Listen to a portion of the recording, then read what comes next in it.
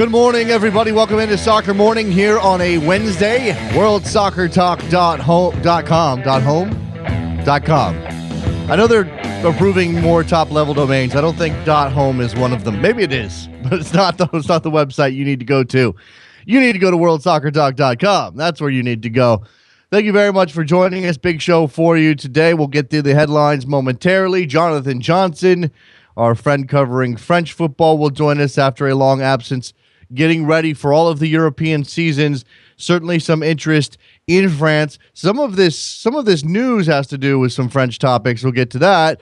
You have the Zlatan Ibrahimovic specter hanging over PSG. As always, they've added Angel Di Maria, Lyon, Marseille. Lots of things happening in France. We'll get to all of that with Jonathan Johnson. We'll have your phone calls a little bit later in the show, of course, as well. Lots to talk about on that front, including, let's start with this. Reports from Mexico say Marseille manager Marcelo Bielsa is considering taking the Mexico job. Our friend Eric Gomez yesterday had some tweets relevant to this. According to reports in Mexico, Bielsa has requested Liga MX L3 game tapes and dossiers on Mexico players this week. Contract negotiations between Marseille and Bielsa have stalled, reportedly over a lack of premier signings. Now, we know Marcelo Bielsa is the kind of coach who doesn't stick around very long. He's going to move on eventually. He's done well at Marseille, but is this an opportunity to move back into the international game that he's willing to take? Bielsa actually does have some Mexican history. He managed Atlas and Club America in the early 90s. As for whether or not this is a good thing for Mexico to potentially sign and hire Marcelo Bielsa, a little bit of both, maybe. Certainly, tactically speaking, he could be revolutionary for L3. But when it comes to the other parts of it, I don't know. And considering the way that Mexico runs their national team with so many influences, television and owners and otherwise, you imagine that Marcelo Bielsa would eventually butt heads with someone. But it could be good for at least a little while. And clearly, they need someone to take over. The United States and Mexico play in that Confederations Cup playoff at the Rose Bowl on what is scheduled October 9th right now. Second up here this morning on a Wednesday, Jill Ellis, head coach of the triumphant U.S. women's national team, has gotten a new contract out of U.S. soccer, rightfully so. She had a 5-year option, apparently. According to U.S. soccer documents, her base salary previous to this was $185,000 to $215,000. Let's hope that she got a significant boost. She also earned undisclosed bonuses for winning the World Cup and meeting other incentives. Her contract was expected, or her previous contract was expired last week. The U.S. Soccer Federation could have exercised options to retain her for up to 5 additional years, probably 1-year options. Instead, the organization voided the terms of that pact and brokered a new contract. The specific length was not immediately disclosed, but she is expected to lead the team to the 2019 World Cup in France and perhaps as far as the 2020 Olympics in Tokyo. That report per Stephen Goff of the Washington Post. Giovanni Dos Santos introduced at a press conference in Los Angeles yesterday. Some comments from the Mexican international as he joins the MLS team. This is a big club. We have big players, and I've come here to win. I'm really excited to be here in Los Angeles. I'm very proud of being Mexican. It is going to be great to play here with my Mexican fans here in Los Angeles, and I hope I can represent very well my Mexican fans, all my Mexican people. Talking very much, he spoke on the issue of his national team future. He said, look, I'm not playing a different sport. He still thinks that he'll be part of the Mexican national team moving forward. You had comments from Bruce Arena, glowing comments for Giovanni Dos Santos, naturally. Dos Santos also spoke about leading the LA Galaxy to the first MLS title or the first CONCACAF Champions League title for an MLS team. So there's that. Ole Gunnar Solskjaer's agent is in Norway saying things about his client, talking to Toronto FC. This is news out of the Norwegian newspaper Dagbladet yesterday. Jim Solbakken said yes when asked about whether or not his client had been in touch with Toronto FC. Many reports out of Canada refuting this news. flat out shooting it down. MLSsoccer.com reports sources at TFC have said it's 100% untrue. Now, there has been some speculation that Solskjaer could be the next team president at TFC, not necessarily a replacement for Greg Vanney. So this may or may not have any smoke or any fire to the smoke, and we'll continue to track it. This is a point in time with TFC where they're finally getting all of their stars back after a difficult summer. They managed to tread water here in MLS. They certainly have an opportunity to go ahead and make their first playoff appearance since joining the league. They are currently in 5th place in the Eastern Conference on 28 points from 20 games. Speaking of MLS rumors, Hull City has submitted a bid for Chicago Fire attacker Sean Maloney, the Scottish attacker, 32 years old, joined Chicago just this season. Hull City and Steve Bruce looking to rebuild and make a run back at the Champions League. They're currently in the Championship in England. The English transfer window does not close until September 1, so there's plenty of time for this rumor to continue to bubble up and perhaps for Chicago to consider the possibility of selling Sean Maloney. There's some money there that they could use in other areas, and there may be a situation where Maloney's performance hasn't met standards, although he seems to have gotten his legs underneath him a couple of times this season. CONCACAF Champions League underway last night. Real Salt Lake 1-0 winners over Municipal in Guatemala.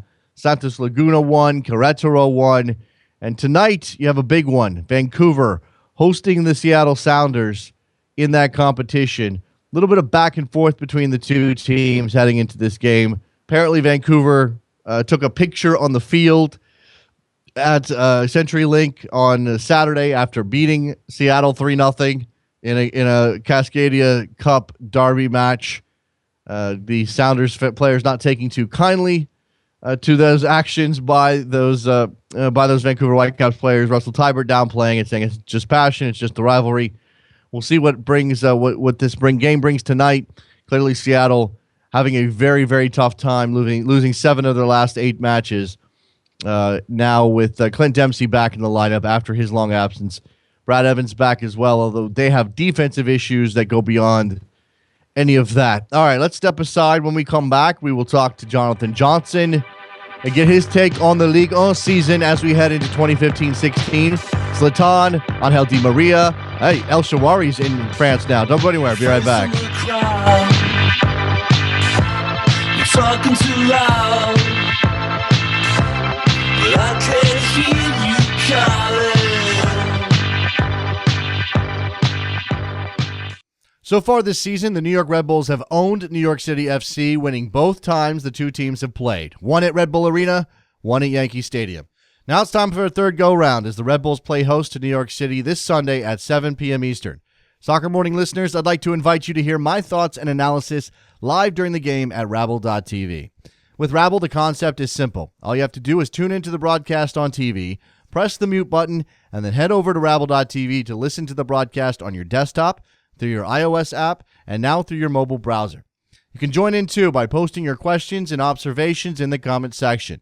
And if you have an iPhone, install the Rabble TV app and add a comment to the broadcast message board, then listen live via the app. Or why don't you create your own broadcast, call one of your team's games. It's easy. Sign up for free and try it out. Will it be a clean sweep for the Red Bulls in the Hudson River Derby, or can NYCFC make a difference with Pirlo in midfield? Find out this Sunday with me on Rabble.tv.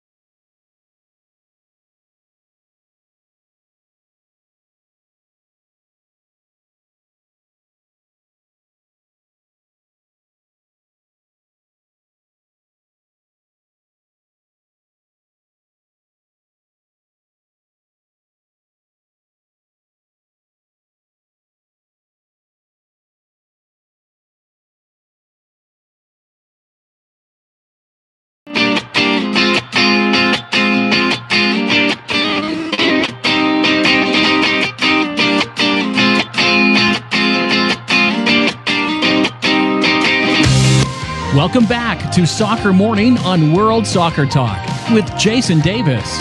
Here we are back on Soccer Morning on a Wednesday. We're going to turn now to France and talk to our friend Jonathan Johnson. You can follow him on Twitter. It's John, Jon_Le Gossip. Freelance writer covering all things French football. Hi, John. Hey there. How you doing? I'm doing well. So let's start right away with the biggest club in the country, PSG. And some movement with their players. They bring in Angel Di Maria from Manchester United. There was some question over where he was and whether he was joining, et cetera, et cetera. It's all been sorted out, I imagine, at this point. He says he's very happy. What does he bring to the French champions?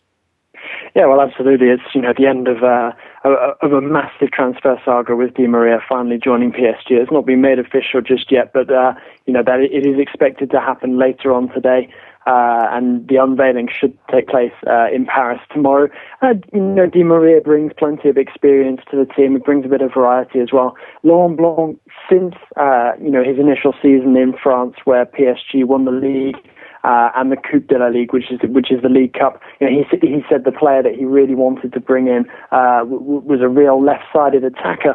But that summer, PSG moved for David Luiz instead of Di Maria, and then we all know how the story went from there. And Di Maria ended up at Manchester United when PSG probably would have been better served moving for him. While 12 months along the line, it looks like PSG are finally going to get their man. And now you would expect that the Blanc, seeing as he suggested Di Maria would be his ideal, left-sided attacking player, that we will see him, occupy a place in the team on the left-hand side of the attack, and it's then just a question of where Blanc fits the rest of the stars in the team around him, and what sort of shape that attack takes. Certainly, that's always the question when you have a club with this, with the riches that PSG has available to Blanc. So at this point, they've gotten stronger. The question, I guess, is whether or not they are, penciled in right now as champions, and then what they can do in the Champions League, of course. Yeah, absolutely. I think that you look at PSG's team, and once Di Maria is in and officialized, it is a stronger team than it was last season. You look at the other moves that PSG have made. They've replaced Johan Kabay with Benjamin Stambouli. Okay, perhaps no major change there.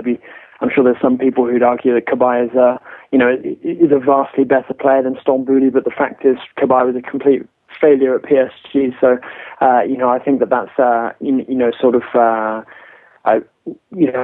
even trade, really. The arrival of Kevin Trapp has actually strengthened the PSG starting 11 as well. I think Blanc wants to have his PSG team playing like in a Barcelona style, and one of the features of Barcelona's footballing philosophy is that they have a goalkeeper who's almost able to act as like an 11th outfield player at times with the ball at his feet. And what Blanc wanted he wanted a goalkeeper who's capable of being commanding in the air, but also good with the ball at his feet as well. And in Kevin Trapp, I think that he's found that now. So then with Di Maria added to that starting 11, PSG are definitely stronger. What they have to do now, certainly, looking ahead to the start of the league season, is they really need to avoid the complacency that affected them last season. They made a slow start to the campaign, like many teams, because so many of their players had gone and been involved in the World Cup. And I think that, without that, yes, there's some players that have gone and played in Copa America and will still be a little fatigued by that. But, apart from that, their players will be more rested, coming into this new season. And it's just a question for PSG of trying to build up the biggest lead possible in the league before they get to the latter stages of the Champions League, really, because you'd assume they'll get out of the group stage. And of course, the main emphasis for PSG this season is not going to be what they can win domestically, seeing as they completed the first ever domestic clean sweep in French football history last season. But it will be now to reach the semi-finals of the Champions League, to go that step further than the quarterfinals. Are you expecting any more incoming players? We'll get to the potential for outgoing, but are you expecting any more signings for PSG before the window closes? Well, Well, I think any potential signings for PSG between now and the end of the transfer window depends on departures. At the moment, it seems like there's only a couple of potential, players that could leave at this moment in time, and that's Luca Dean, the left back, who's been linked with Liverpool and Roma, and Thiago Motta, who's been kicking up a bit of a fuss at PSG this summer and trying to force his way out of the club. And if either of those two players leave, then I think the PSG will move to either bring in a left back or a defensive midfielder to replace either one of those players that leaves. If both were to leave, then I think PSG would bring in a left back and a defensive midfielder. But if they don't move on, then I don't think the PSG are going to be too active now between now and the end of the transfer window. That brings us to, look, this is a team full of stars and full of great players, but the man they all orbit around is Zlatan Ibrahimovic. A couple of days ago, he had some odd quote about perhaps playing his last game for PSG, and you're not mentioning his name, so I imagine there's not much to that. No, there's not actually. That quote was proved to be a fabrication in the end, but there has been a lot of speculation surrounding Ibrahimovic this summer. It seems like the Italian press is very keen to see him return to Serie A. The Turkish press as well, keen to try and play up the chances of him making a move to Galatasaray. I think the latest on that is that Galatasaray have admitted that he's probably out of their league financially, whereas AC Milan acknowledge that he is a PSG player, and it's difficult to see him leaving PSG this summer. So Ibrahimovic is a PSG player and probably will be up until the end of his contract next summer. So he's got one more year left on the contract. He can certainly do some things with PSG. It occurs to me, though, Jonathan, and we talk a lot about Zlatan because of who he is and the force of his personality. And he's clearly still a great player and can score goals, but he may not be. He's 33 years old now. He may not be quite what he was. And I wonder if the personality of Zlatan is keeping him at a higher level in terms of our perception than he might actually be on the field these days. Yeah, I guess you could say that, certainly based on last season when he really struggled with injuries, struggled with form. But at the same time, then you look at the way that he performed this pre-season. Look at how he was doing in the International Champions Cup, how he performed in the Trophée des Champions in Montreal. And he seems to be, far more sprightly. He seems to be in much better shape coming into this season than he was last season, and it's a real blow for him that he's picked up this knee injury in that game against Lyon in the Trophée des Champions, because it's now ruled him out of PSG's opening league fixture away at Lille this Friday. And if that's the beginning of another sort of injury hit campaign, then that's going to be really frustrating for him, because it seems like he's worked his way back up to a really good level of fitness. And when Ibrahimovic is fully fit, he can still be a force on the pitch. This is a player of a unique skill set, and clearly he is still a help to PSG. He needs to stay healthy. I'm just moving along here.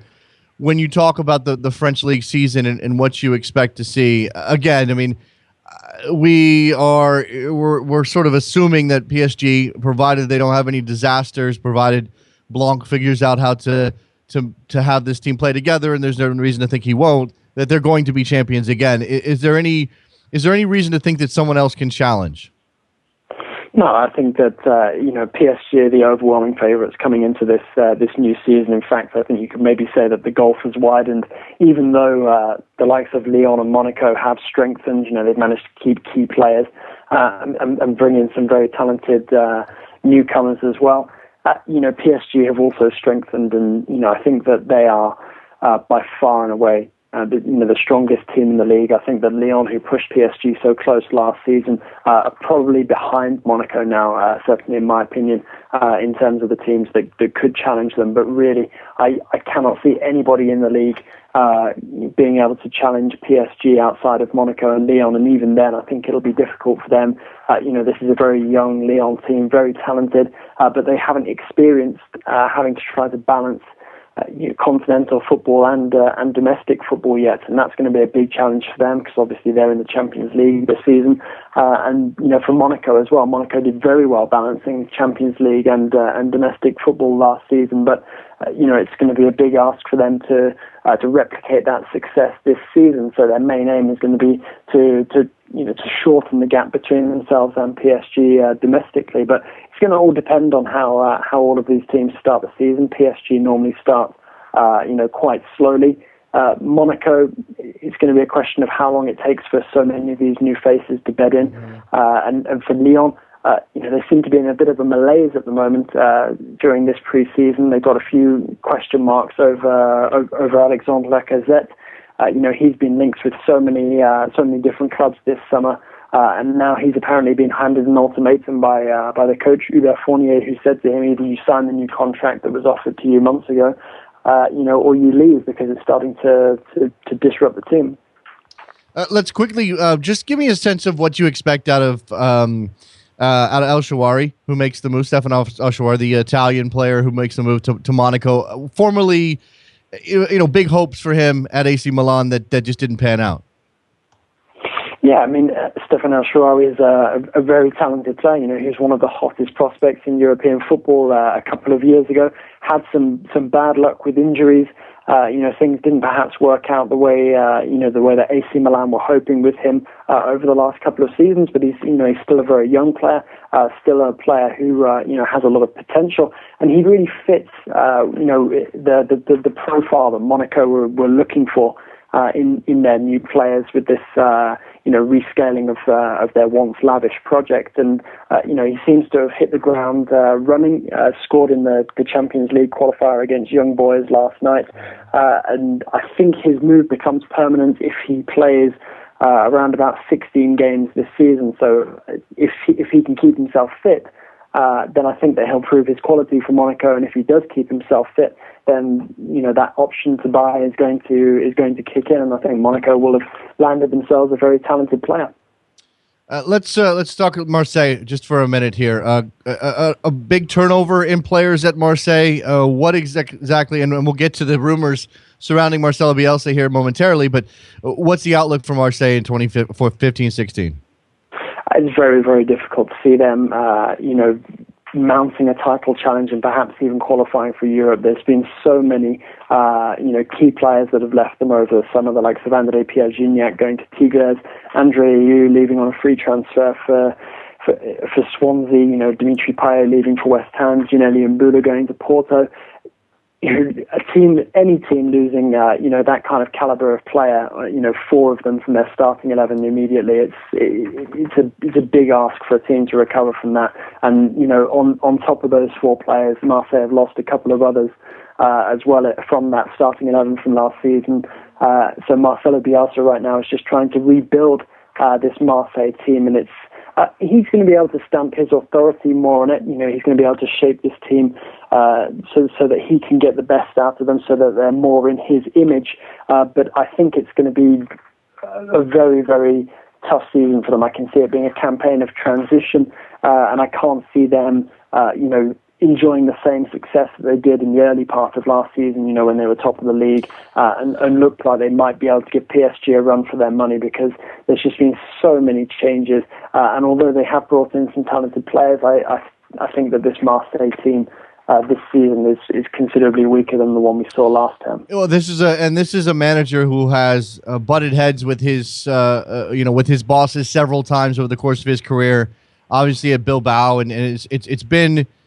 He has his nickname for a reason, Jonathan, and there's always a sense that Marcelo Bielsa is one argument, one upset couple of weeks away from leaving a club. And we've got rumors that again I'll address in a second, but just in terms of his standing at Marseille, and you said he may be able to stamp his authority more on this club because of the turnover, but that doesn't necessarily make them stronger, and he may find fault with that. Yeah, absolutely. I think that, at the moment, but Bielsa is really, Marseille's star. The stars aren't on the pitch. He's the main attraction at the club. And I think he knows that now, and I think he's quite enjoying this moment in the limelight. And I think he's going to, look to use that to be able to assert his influence in order to get what he wants. Because as we know, it was well publicised that last summer when he came in, he handed his superiors at Marseille a list of players that he wanted brought in order for him to shape a team that he felt capable of challenging for the Ligue title and taking Marseille into Europe. And he didn't get any of the players from that list. And, I think after the way that he got the team performing for the majority of last season, once the club's financial problems had forced their hand in order to sell and allow some of those key players to leave on frees over the summer, that the Marseille finally seen sense and allowed Bielsa to have more of a say over the players that are being brought in. And, he's now building up this squad, this starting 11 of players that he trusts, that can buy into his philosophy. And I think that he's, in a more powerful position at Marseille now than he ever was before. But you're right, his temper can change at the drop of a hat, and as long as his bosses at Marseille keep doing what he wants them to do for the moment, then I think he'll be happy. But if things start, to not go his way once again, then perhaps we could see Bielsa looking to move on at some point in the future. That said, Bielsa's famous for having short-lived spells at clubs and with national teams, and sort of 2 seasons, 2 years is kind of the norm for him, really, in those positions. And that may well be the case with Marseille. We may see him see out this campaign and then move on after that. If I'm not mistaken, he has 1 year left on his contract. Have they talked to him about extending or signing a new contract? Well, from what I remember, Bielsa signed a 2-year contract when he arrived in Marseille. But there's been a lot of talk in the press this summer that he is still debating whether to sign a new contract or not. And that contract would possibly keep him there for another year after this one. So perhaps he has another 2 seasons in him, including the one that we're just about to enter. But it's difficult to see him committing himself to it, too long term, if he doesn't have the guarantees that he's going to be listened to and that he's going to be able to, exercise his opinion and his authority over everything. So, for the moment, I think he's happy with the contract that he signed when he first arrived, which keeps him there for this season. And then perhaps he'll probably start considering his position around the midpoint of the season, or perhaps towards the end of the campaign, see how things have gone, and then maybe decide to stay or decide to move on. Okay, but this brings us to the rumors out of Mexico that Bielsa might be interested in taking over the Mexican national team. Obviously, they just fired Miguel Herrera after a Gold Cup title, but an incident at an airport where he punched a journalist. And now Bielsa is attractive to a team like L3 for a lot of reasons, for obvious reasons. He's got national team success. He actually has a Mexican history back in the early days of his coaching career. The reports are, Jonathan, that he's asked for dossiers on the players, that he's asked for game film on some of the league and the national team games. I don't know. The way that you're talking, it sounds like this is perhaps just Bielsa exploring something, if it's true. I mean, that's the thing. I can't verify these reports. Oh yeah, absolutely. I think he's exploring his options. He's listening to what's out there. And perhaps it gives him a bit of leverage as well. If if it does become public knowledge that he is, looking into this, perhaps it strengthens his position at Marseille a bit as well. I think that it's difficult to see him leaving Marseille on the eve of a new season. I don't think that he's like that, but at the same time, we were discussing his character earlier. He is, very unpredictable, and if he feels that it's the right opportunity at the right time, then perhaps he will move on the next time. His Marseille superiors do something that doesn't please him. I think that Mexico would be a good fit for him. Obviously the language wouldn't be a problem, no. Whereas it is a bit of an issue for him in France, and there's plenty of talent in that Mexico team. I mean, as we saw in the Gold Cup, there are some very, very good players there, and I think there's potential there for Bielsa to make a very, very good team, perhaps similar to the one that his Chile side that we saw a couple of years ago. But at the same time, perhaps this is just him, grandstanding a little bit. Perhaps trying to make the most of this opportunity to make sure that Marseille know that he has options elsewhere, and he's just trying to strengthen his position to make sure he gets his way, so that he can rebuild this huge club, and really add to his reputation through doing that. Let's turn back to the league and just a little bit of a look, a picture of the table that you expect to see come the end of the season. Obviously, we'll have PSG likely near the top, if not another title. That's the expectation. They're the odds-on favorite. We've talked about Lyon. We've talked about Monaco. We talked a bit about Marseille. Beyond that, I mean, I like talking about surprise packages. Jonathan, do you have any team that you see right now that, if we're going to be, if we're talking 6 months from now, could be lingering near the top 5 or 6 that would be a surprise? Well, I think the best thing about Ligue 1 is you always have surprise packages. You have surprise young stars that emerge and become obvious talents, and then teams come in and pick them up immediately. And I think the biggest surprises this season will be the teams that don't do as well as they perhaps did last year. I already mentioned the likes of Lyon, who I think are going to struggle balancing domestic and continental football. And I think that you look at the likes of the Saint-Etienne as well. Saint-Etienne are nearly always there and thereabouts, in the shake-up for Europe, came very close to Champions League qualification last season. But I think they're going to be similar to Lyon in that they're going to struggle, but trying to balance European and domestic competition. So I think that there could be a couple of unfamiliar faces there towards the top of the table. It's going to be interesting to see how Hervé Renard does with Lille. And it's going to be interesting as well to see how some of the smaller teams in the league cope with the losses of some important players like Lorient, for example. And it's difficult to say who is probably going to be up there round and about in the European positions. But I think there's definitely going to be some teams who are perhaps not as strong as they were last year, and I think that's going to open up the European qualification positions, perhaps even a Champions League berth. For one or two surprise names. Which teams do we have coming up from Ligue 2 this season? I know we had Evian, Metz, and Lens going down.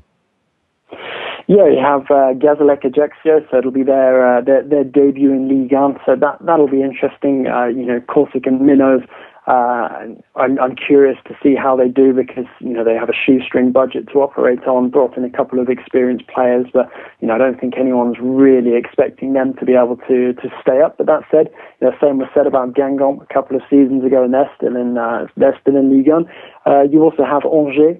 Their first time back in Ligue 1 now for quite a few years. They used to be a staple in the French top flight, so I think they have a better chance than Gazélec Ajaccio to stay up. And you also have Troyes as well, who were in Ligue 1 relatively recently. They're back in the top flight now, and I think that they will have learned from their most recent experiences, and I think that they'll be better prepared this time around. They've done very well to keep Corentin Jean, one of the a very highly rated attacking player who was bought by Monaco earlier this summer, but has been loaned back to the club. And I think that reacquisition of the player could be crucial for them and their survival hopes. And we turn now to the self-serving portion of the chat, Jonathan, and that's the American element in France. There's not much, but Alejandro Bedoya at Nantes has done relatively well, playing some wing back, playing some midfield. He comes off the Gold Cup for the United States, where I thought he played relatively well. We've got some rumors swirling around him.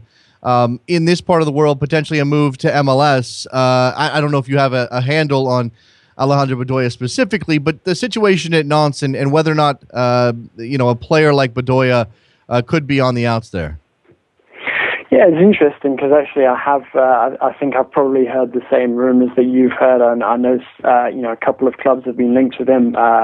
Personally, I heard the name Philadelphia mentioned to me, which I thought would be interesting, especially considering they've just picked up Tranquillo Barnetta. I'm not sure that I could see Bedoya making a move to MLS right now. However, I think it's something that's definitely on his radar. I mean, not at the moment. They can't afford to let go of Bedoya. Not now they've lost Jordan Veretout to Aston Villa. Nantes, although they do have the money from that transfer, they're not going to be able to spend freely. And for them, replacing Veretout is going to be a hard enough task, let alone replacing Bedoya as well. They did well to recover some ground and eventually persuade him to sign a new contract last season. And I think that it's, at the moment, I can't see this being the right time for Nantes to agree to let Bedoya go. And perhaps Bedoya feels it's not the right time for him to make the move as well. Although perhaps he is, using that potential interest to sort of test the water. Because I think this is definitely a player who we could see making a move to MLS in sort of the next 12 to 18 months. Mm-hmm. We're seeing some of these American internationals using MLS's leverage against European clubs. This is obviously not French, but Aaron Johansson just made a move to Germany after sort of testing the MLS waters, because if you're going to pay all of these MLS or all of these American internationals, if you're going to overpay them to bring them back, then you're going to have to deal with some of that. We'll see what happens with Bedoya. Jonathan Johnson talking Ligue, French football. Jonathan, it's fantastic as always to have you on the show. Look forward to chatting with you throughout the rest of the season, and best of luck covering the season as we move forward. Thanks a lot. It's been a pleasure. Speak to you soon. There goes Jonathan Johnson. Good stuff from him as always. Always enjoy that. Good chat with him. Let's take a break. When we come back, phone lines will be open. We can talk about Alejandro Bedoya, whatever else is on your mind, CONCACAF Champions League and the like, Giovanni Dos Santos, whatever. Don't go anywhere. Be right back.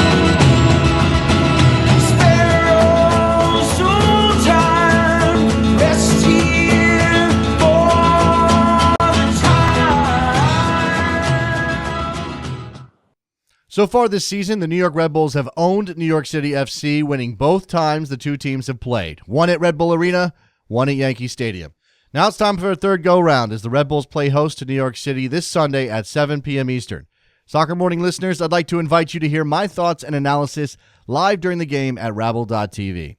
With Rabble, the concept is simple. All you have to do is tune into the broadcast on TV, press the mute button, and then head over to Rabble.tv to listen to the broadcast on your desktop, through your iOS app, and now through your mobile browser.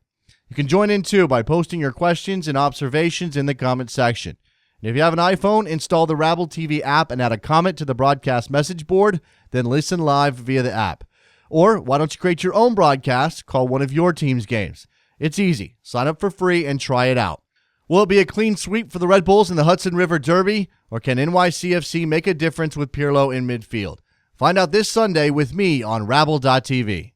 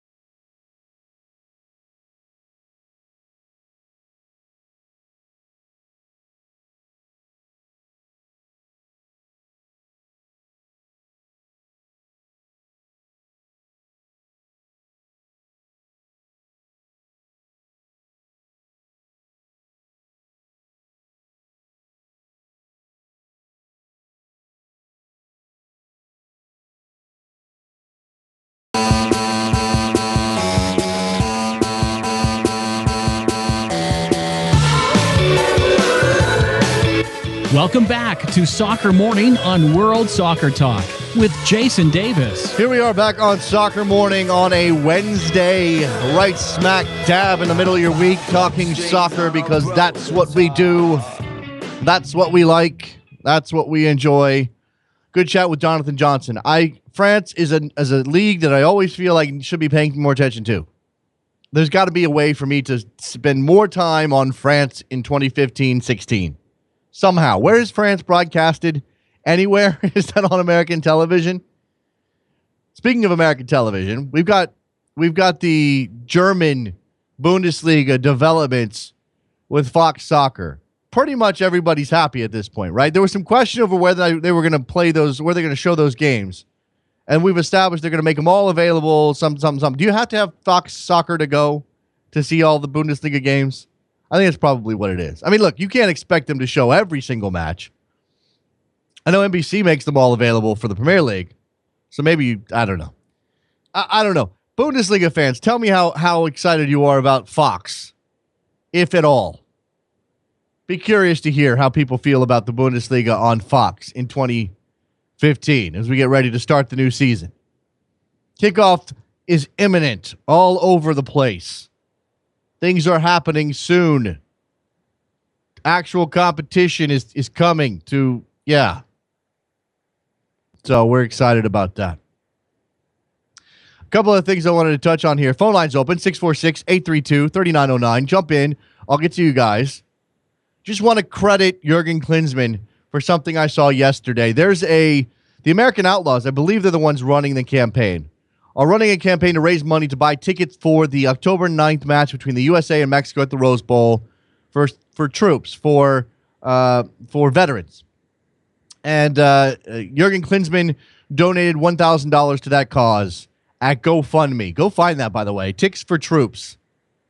GoFundMe, whatever that site is. So all credit to Jurgen Klinsmann for stepping up. Now, he did say, looking forward to seeing you October 10th, which is a little confusing because we were all told October 9th, but yeah. Yeah, I have it on reasonably good authority that there may be a potential move of that game, which I think would mess with a lot of people. But yeah, that's something about moving it so that it could get a bigger platform television wise. I don't have that. I don't know that for sure, but that's what I've heard. Let's talk to, I'm not sure who this is. Someone in Rhode Island. Who's this? Edmund from Rhode Island. What's going on, man? I want to talk about the crew. I'm wondering how you think Jack McInerney will fit in with the crew. Well, he's a bench guy, right? I mean, he's a guy off. He's probably your first striker off the bench. Because you've got Kai Kamara up top. You've got plenty of attacking weapons. That's not the crew's issue. I don't. This is why we were talking about this trade and why it's interesting, because basically you've got a guy who's making $330,000 a year who's going to ride the bench. Maybe he's the head of. Okay, if you were talking about pecking order, you got Kai Kamara, right? Merrim, I suppose, is a midfielder / forward in their setup. Schoenfeld has been playing. Maybe he jumps over Schoenfeld, but they're different kind of players. I don't know. I mean, if he scores 3-4 goals for you down the stretch of the season, that's probably a good return. You could put him up next to Kamara, 2-striker formation. Okay, if that's what Berhalter decides to do, it could work. Certainly, Kamara knocking the ball down for McInerney sounds like something good on paper, but I just don't know that Berhalter. I mean, maybe he does. Maybe he does kind of shift things around at this point in the season. And they just got waxed in Orlando, so there's always reason to change. But that wasn't necessarily about their attack. It was more about their defensive issues. And I mean, I think he'll do well. I like Jack McInerney. I like his skill set, but there's something about him that means he doesn't stick with clubs. And I'm not putting this on him, but I know that when he left Philly, lots of talk about his attitude. Now, as he leaves Montreal, I've heard a couple of rumblings about maybe it wasn't that great there either. If that's the case, then you've got a problem child on your hand, and maybe he's not worth what you gave up, even though you didn't give up much. Have you ever done anything about Harrison Afoul, the new crew signing at defense? I don't know anything about that guy. I haven't heard anything about. I'm still catching up on some of my MLS signings. What's his name? Harrison Afoul. Afoul, yeah. Is that a done deal? I think that's how you say it. That is a done deal. He's Ghanaian. He's 29. Last placed in Tunisia. Yeah, I don't know. I don't know anything really about how it. that's going to translate, but Yeah, we'll see. know. I mean, you would imagine he'd can't still be have. much worse than what we have now. That's a good point. That's a really good point. All right, man. Well, I like the Crew. I hope they put it together, and I hope they make a run this season. And also, I hope that they continue to grow as an organization, and whatever Precourt is doing there, logo wise and stadium wise, comes to fruition and puts them back on top. Because I like the Crew a lot. All right, thanks. Appreciate it. There goes, I'm not sure who that was. Sorry. Dan, Dave, what was your name? All right, he's gone. Let's talk to our friend Richard in Philadelphia. What's up, Richard? Hey, Jason, what's up? How you doing? I'm doing well. What's on your mind today?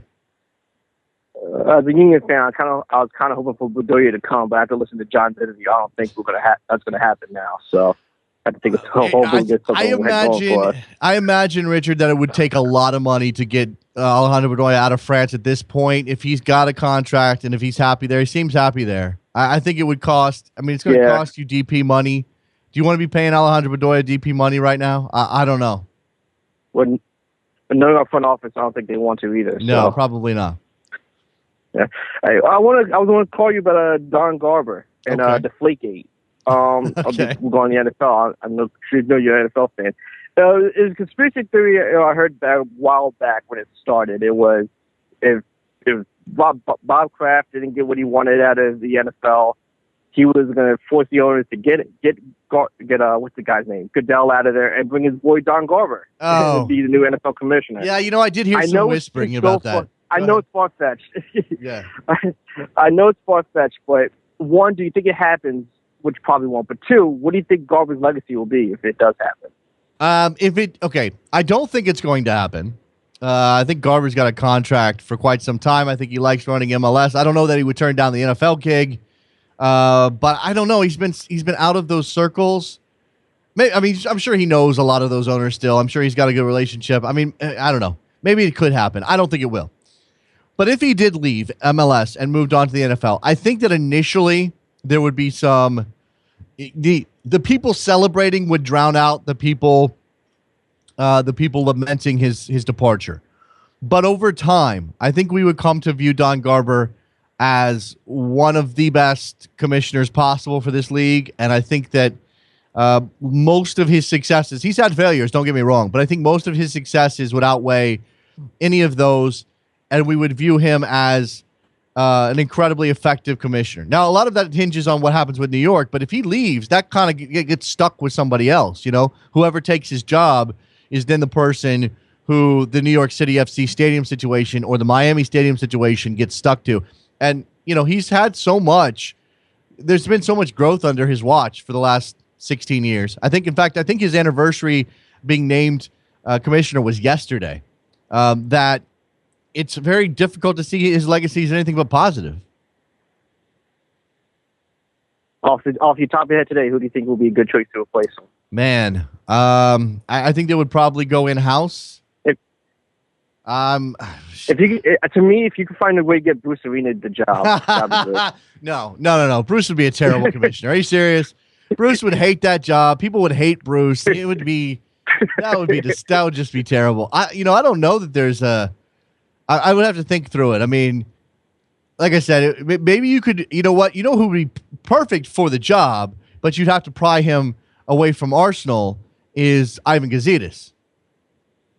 But I don't know that you would get him away from Arsenal. Yeah. I mean, he was long the number 2 in MLS and did a good job with that. So, and he knows the league, was around from the very beginning. So he'd be my first choice, but you'd have to get him out of a club he loves in London. Appreciate the call, man. It's fantasy booking. You never know. Yeah, that's true. All right, let's move on. Let's talk to our friend Roberto in Connecticut. What's up, Roberto? Hey, Jason. Good morning. Good morning. Oh, man, I'm absolutely excited for tonight. You know why?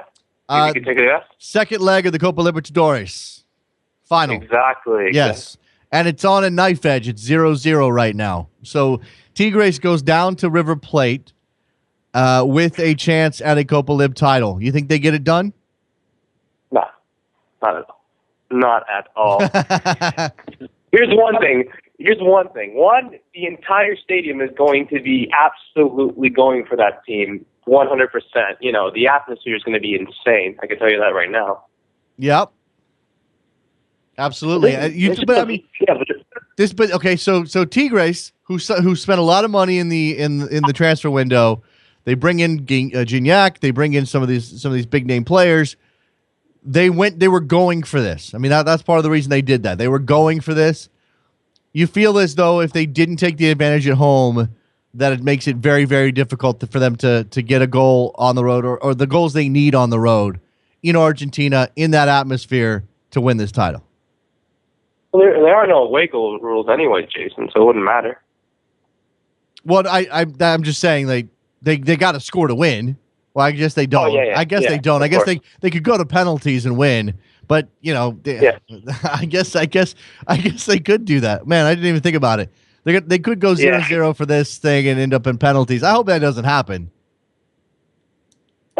First 90 minutes and extra time and penalties. Yeah, no, I don't want to see that either. Yeah. I want to see a winner in 90 minutes, that's all. You know what's the worst part of it, though? It's just that I was looking at some viewer ratings, and apparently more people saw that. I think like 750,000 saw that first leg than the MLS All-Star game that was broadcast on English-only TV and just Spanish-only TV. Okay.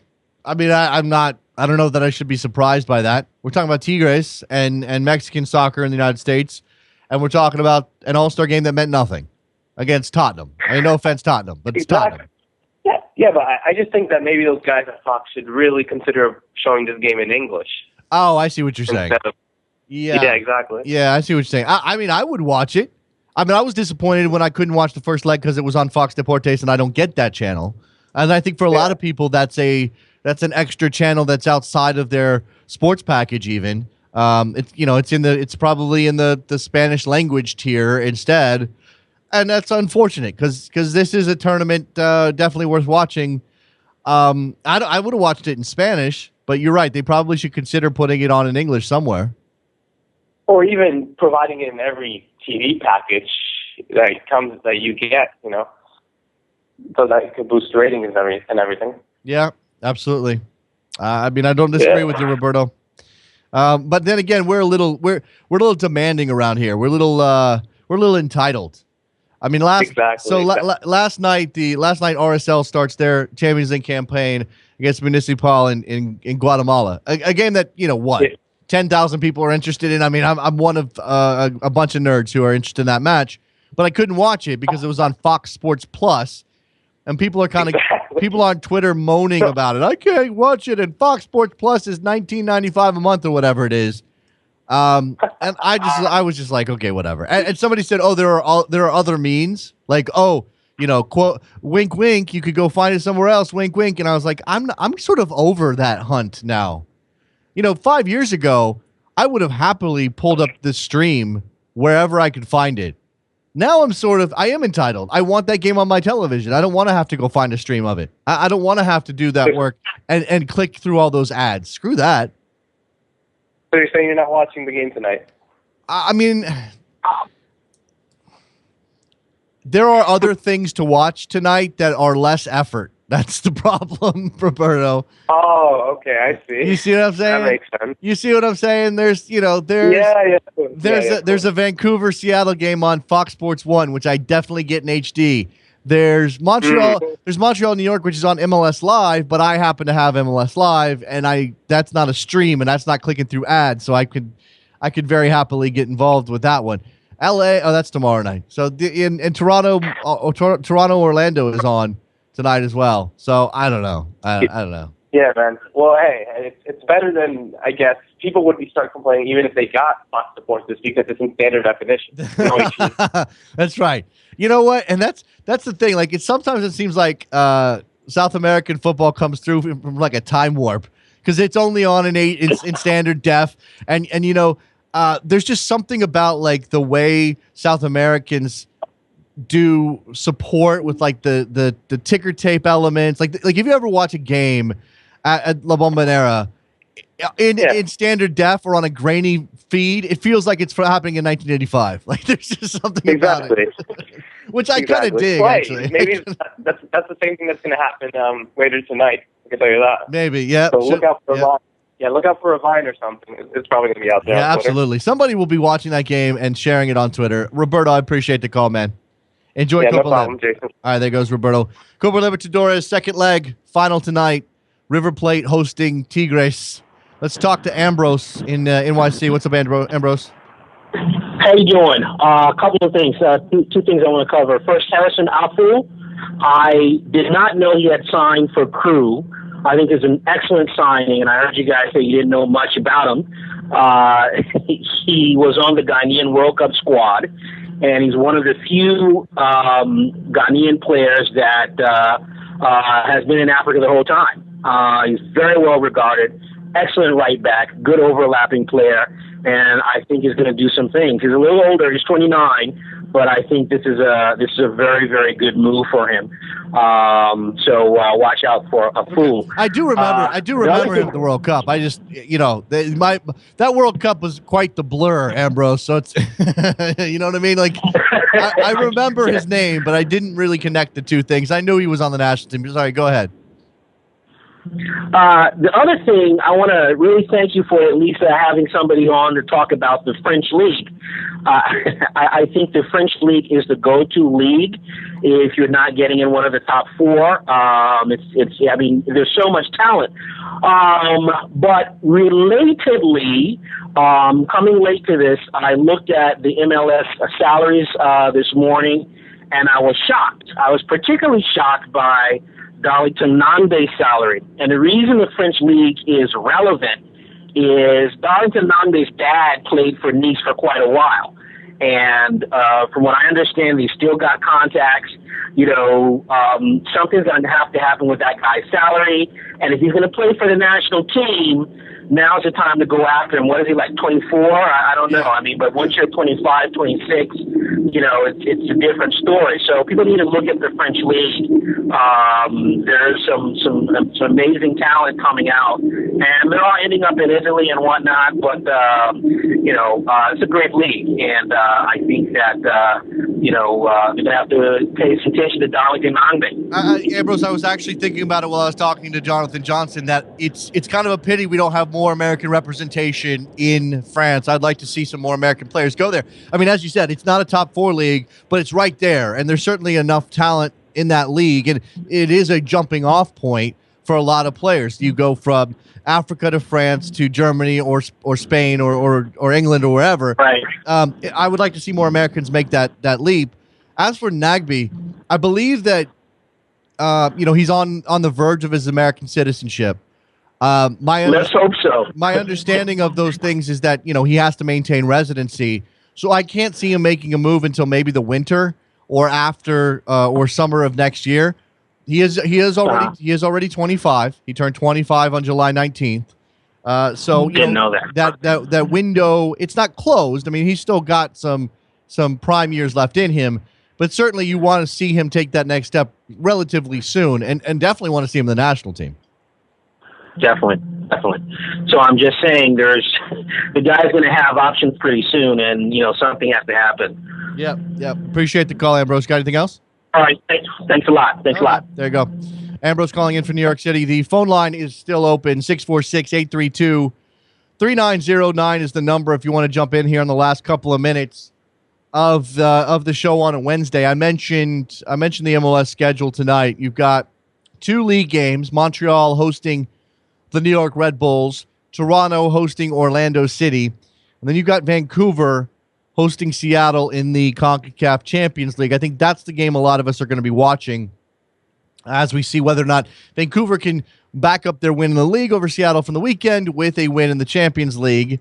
This one will be at home. Seattle is scuffling very, very hard right now. That's the thing that you can do. That group is not the easiest one. Clearly, it's only 3 teams in the CONCACAF Champions League groups, and Vancouver can get a leg up on qualification for the knockout rounds if they can beat Seattle tonight. Seattle is one of those teams that targets every trophy on offer. That one of those the teams that are big enough or spend enough money that they can imagine themselves going for this trophy, the U.S. Open Cup, and and the Champions League. Now they're out of the U.S. Open Cup in 2015. They're struggling in the league. How much do they put in to this CONCACAF Champions League run? They are in a group with Vancouver. Obviously, they're playing tonight, and Olimpia of Honduras, Club Deportivo Olimpia. So that's not necessarily an easy trip or an easy side to beat. We know Central American teams show up and make it difficult on the American sides, the MLS sides. Vancouver being a Canadian entrant. This particular round, this particular edition of the CONCACAF Champions League for MLS teams. I mean, on paper, if you look at it, these are some of the strongest teams in the league. You would want these teams if you were just picking. You said, forget whether or not they won a title or earned their way in. If we were just going to pick the best teams to represent MLS in the CONCACAF Champions League, you'd put the LA Galaxy in there. You'd put the Seattle Sounders in there. You put probably DC United. I mean, look, they finished first in the East last year. They're Supporter Shield leaders right now. They just figured out how to score a bunch of goals. You might pick them. Then you have, obviously, Vancouver's doing very well in the Western Conference. Talented young team. I don't know that you'd have RSL necessarily based on current form, but they know how to win in this tournament. They know how to get through. They've got a history of playing relatively well. So they're not a bad pick at all. But then you consider actually where these teams are in the progress of their season, and maybe it's not quite as clear that you would pick them. LA, okay, they're coming around to it a bit. They're making some noise in the West now. They are in third place. Nothing to sneeze at. They're improving. Steven Gerrard is there now. Giovanni Dos Santos being added, that gives them a boost. Okay, we'll see what the Galaxy do, and they don't necessarily have the toughest out. Central of Trinidad and Tobago and Comunicaciones of Guatemala. So that's a group you would expect them to win. Then Seattle. Seattle is the team that if only Seattle was playing as well as they could right now as they go into the Champions League. Because, again, they have a tough group. Real Salt Lake is not wowing anybody in MLS, but they certainly have the opportunity here. They've got Santa Tecla from El Salvador in their group, and they just beat Municipal of Guatemala last night, 1-0, to get their first 3 points. So they're on their way. DC United playing well, scoring goals. Excited to see what they can do. Arabe Unido from Panama and Montego Bay United from Jamaica are their opponents. But then it all turns on the knockout stage. I mean, it's one thing to get through the group, and I can imagine 1, 2, 3. I mean, I can imagine 4 MLS teams being in the knockout round. That's the most you can have, because only one of Vancouver or Seattle can get through. So I can very easily see DC United, Real Salt Lake, one of Vancouver or Seattle, and LA winning their groups and making it through. Okay, so now you've got 4 teams in the quarterfinals. How do they do from there? Because that's what determines whether or not we're ever going to see an MLS champion. I'm still not sure we're going to see an MLS champion. You still have very strong Mexican teams that'll be in better form come those knockout stages than any of the MLS teams. Just the way things are. MLS and the schedule do not make it easy. Do not. Fascinating day for rumors in MLS, by the way. The Ole Gunnar Solskjaer rumor, again, shot down by anonymous sources up in Canada. The Alejandro Bedoya rumor in Philadelphia, which we addressed with Jonathan Johnson. The whole city bid for Sean Maloney, which is not a rumor, which is an actual fact, has been confirmed by Chicago. Lots of moving pieces. Still, 1 day left in the MLS transfer window. We'll see if anybody else makes any notable moves. With that, I think it's time to wrap up this. We'll see if anybody else makes. That was a mistake. I clicked the wrong thing. Let's. All right, we'll have to do some editing on the podcast, so you guys won't be hearing that if you're listening later. Let's take our leave here. Thank you very much to everybody that called in. Thank you to Jonathan Johnson. Go follow him on Twitter, John_Legalsip. Go to backheel.com/store to get yourself a Soccer Morning mug. They're lovely pieces of ceramic that hold your stuff. Let's see, what else? T-shirts available as well. Talk to you guys on Thursday. Let's see how all these games play out. Lots to talk about then. See you later.